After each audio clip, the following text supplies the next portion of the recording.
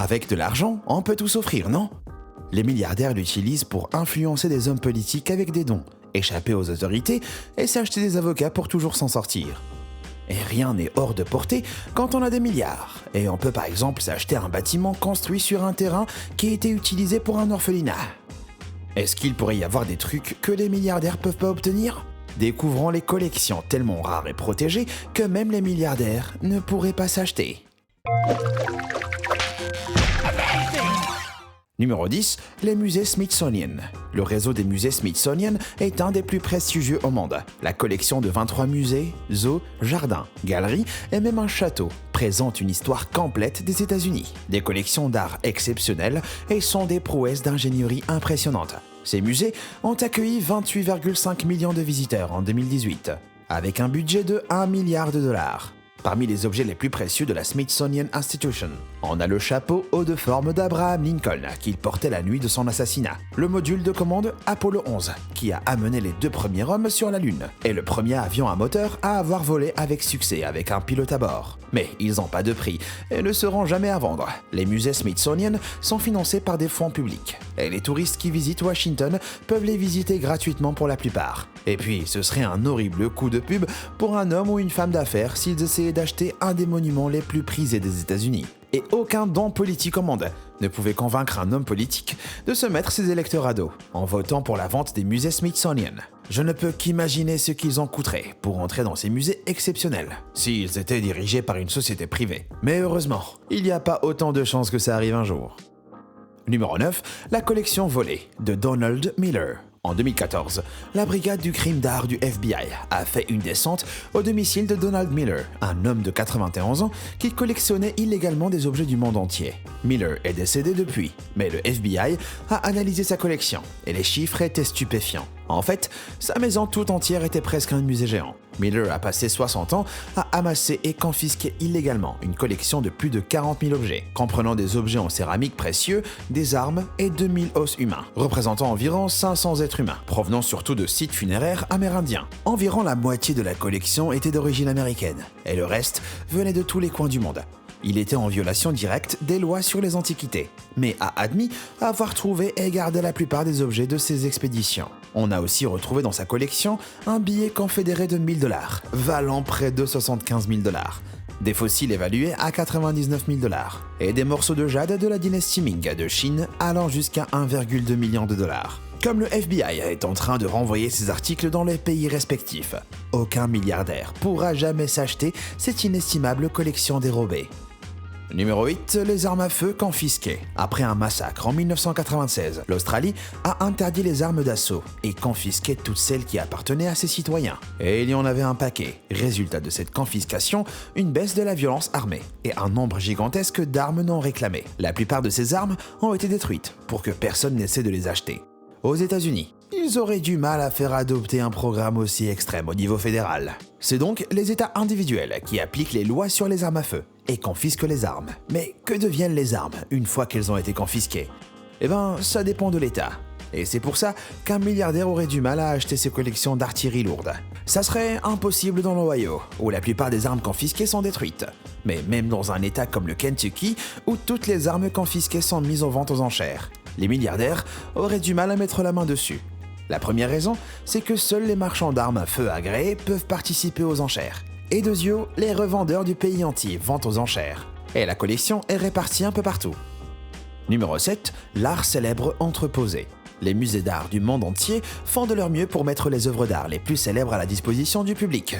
Mais tous les musées gardent des milliers de peintures célèbres dans des entrepôts, hors de la vue du public pendant la majeure partie de l'année. Par exemple, le Museum of Modern Art, MoMA de New York, n'expose que 24 de ses 1221 peintures de Picasso. Et il y a plusieurs raisons à ça. La plupart des musées n'ont pas l'espace nécessaire pour exposer toutes leurs collections en même temps. Les pièces récemment achetées restent dans des caisses, et certaines œuvres ne répondent juste pas au thème choisi par certains musées. Le pourcentage de collections cachées est stupéfiant. 97% de la collection collection du Guggenheim sous clé, 92% pour le Louvre et 80% pour la collection du Tate. Maintenant, imaginez ce qu'un milliardaire paierait pour mettre la main sur ses œuvres invisibles. Et si on ne sait pas exactement la valeur de toutes ces œuvres inestimables, une étude montre que vendre juste 1% de la collection d'un musée le rendrait gratuit à vie. Mais actuellement, les lois restreignent les ventes d'art des musées, les obligeant à vendre des œuvres d'art que si c'est pour en acheter plus.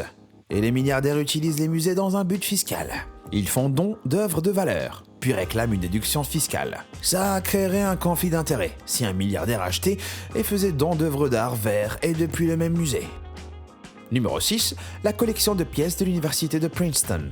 L'université de Princeton possède une collection de pièces de monnaie rares de plusieurs grandes cultures et civilisations. Cette collection de 100 000 pièces comprend des pièces de la période coloniale américaine, des pièces de l'Empire byzantin et aussi des empires grecs et romains. Ces collections sont mises à la disposition du public pour consultation et sur rendez-vous privé avec un conservateur. La National Numismatic Collection, présentée au Musée national d'histoire américaine, au Smithsonian, est une autre collection très prisée. Cette collection d'1 million de pièces comprend des pièces de monnaie, médailles, décorations et des billets. Parmi les vedettes, il y a une pépite d'or de 1848, le Brasher Doubloon de 1787, d'une valeur estimée à 4,5 millions de dollars s'il était mis en vente, et l'Indian Head St. Gaudens Double Eagle de 1910 entre autres. Ces pièces sont dans l'exposition Stories on Money. La valeur estimée de chacune de ces collections individuelles se compterait en milliards. Mais un milliardaire pourrait jamais faire main basse dessus, à cause de la fierté que les conservateurs ont envers leurs deux collections.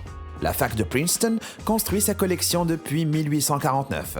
Et j'ai déjà parlé de la pression qui permet de garder le musée Smithsonian public. Alors, bonne chance aux milliardaires qui veulent mettre leurs grosses pattes sur ces pièces inestimables. Numéro 5, la collection de timbres de l'université Brown. La philatélie est la collection de timbres. C'est un passe-temps assez populaire chez les riches, vu que les timbres sont des objets historiques importants. Mais certains des timbres les plus rares sont dans des collections inaccessibles aux milliardaires. Depuis 1876, l'université Brown rassemble l'une des collections de timbres les plus prestigieuses des États-Unis. C'est une compilation de 6 collections séparées qui ont été données à l'université. Parmi les pièces importantes, il y a 49 enveloppes adressées à Abraham Lincoln et le penny black anglais de 1840, le premier timbre au monde, est le timbre le plus précieux de la Pan American Invert de l'exposition panaméricaine de 1901. Il existe en version de 1, 2 et 4 centimes. Et la version d'1 centime est beaucoup plus courante, et donc moins précieuse. Mais un lot de 3 a été vendu en 2009 pour 199 000 $. Un bloc de 4 de chaque valeur a rapporté 1 146 000 $, dont la même vente aux enchères. En 2011, la valeur estimée de toute la collection de l'université s'élevait à 10 millions. Mais tout comme les pièces de Princeton, l'université Brown a passé trop de temps à constituer sa collection et est trop fière de l'avoir à la maintenir pour la mettre en vente. Une partie de ce qui attire les profs, étudiants et dons à Brown et Princeton, c'est leur prestige. Les deux facs ont déjà des dotations de plusieurs milliards et elles reposent sur des projets comme leur collection de pièces de monnaie et de timbres. Donc, si un milliardaire pourrait leur injecter un paquet d'argent en achetant leurs timbres ou pièces, ça leur serait au final détrimentaire de vendre ces collections inestimables. Numéro 4, le musée d'art moderne de New York. Certaines des œuvres des artistes les plus célèbres au monde ont élu domicile au MoMA à New York. Il regroupe plus de 200 000 œuvres. Parmi les œuvres les plus marquantes, on compte Les Demoiselles de Pablo Picasso, une peinture estimée à 1,2 milliard. Et le tableau le plus célèbre de MoMA est sûrement La Nuit étoilée de Van Gogh. Cette œuvre, qui a été un sujet de discussion chez les amateurs d'art depuis plus d'1 siècle, a une valeur estimée à plus de 500 millions. Et le prix de cette immense collection, qui se compte bien en milliards, la place hors de portée de la plupart des gens, y compris des milliardaires. Mais de toute façon, elle sera jamais vendue, parce que pourquoi visiter le MoMA s'il n'y avait pas ces œuvres d'art rares et précieuses? Faire ça reviendrait à mettre un grand panneau « Liquidation définitive, tout doit partir » devant le musée. Numéro 3, la collection de pierres précieuses d'Ophir. La collection d'Ophir est un ensemble de plus de 40 pierres rares certifiées par l'Institut de gémologie d'Amérique, dont beaucoup sont reconnus comme les plus grands spécimens connus de leur genre au monde. 9 sont officiellement reconnus par le livre Guinness des records du monde, comme les plus grandes de la planète niveau carat. Le plus gros est le saphir bleu, un bijou de 31 308 carats qui fait la taille d'une assiette. Le saphir brun d'Ophir est un autre joyau de la collection, aussi parmi les plus gros au monde, avec ses 5 905 carats.